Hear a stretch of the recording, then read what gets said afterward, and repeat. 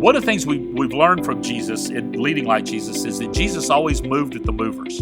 He didn't allow the ones who were not going with him to keep him from the mission he was on.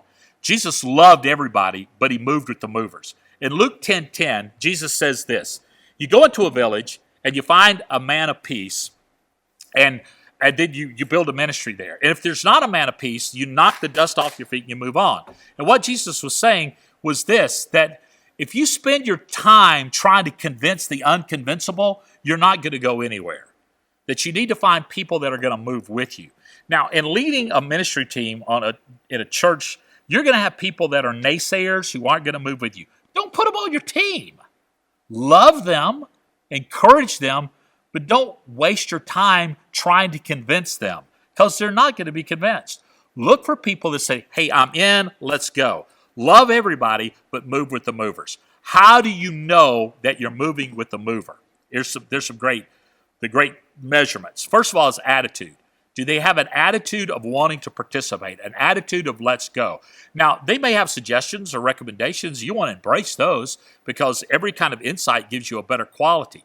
Are they relationally congruent? Are they relationally divisive?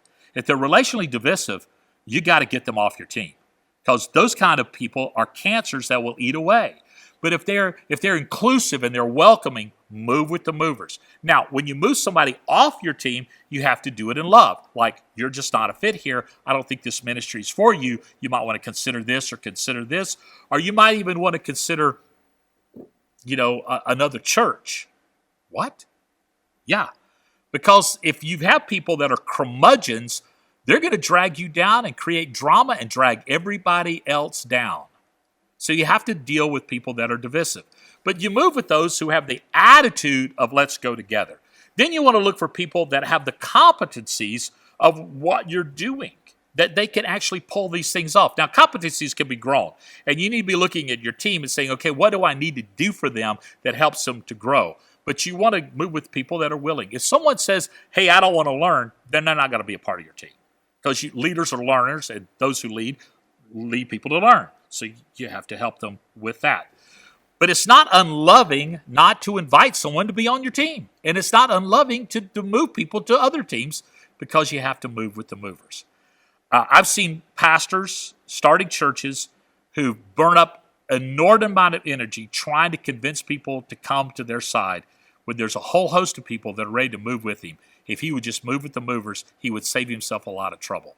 I remember when I was a young pastor, I had a guy, it was in my leadership loop, and he didn't agree with any of the philosophies we were teaching. He didn't want to do anything we were doing, and he was a major contributor. And finally, on a Saturday evening, before Sunday, he called me and told me what a worthless leader I was and how he was going to leave and take his money with him. And these words came out of my mouth before I realized it. I said, well, I guess I'll see you in heaven. I'm thinking, there just went like 80% of our finances out the door, because this one guy kind of controlled it. But you know what happened? God moved when I moved with the movers. This guy left, took his family with him, and then peace came, and our congregation flourished. I wish I'd have known that on the front end before I made that statement. But I'm telling you that. I'll let you borrow my experience that when you invest in people that are moving with you, it pays greater dividends than trying to convince the ones who won't move. Move with the movers. Love everyone. Love everyone. Do not slander. Do not malign. Love everyone. But move with the movers. Just like Jesus did in Luke 10:10. So, hope that helps.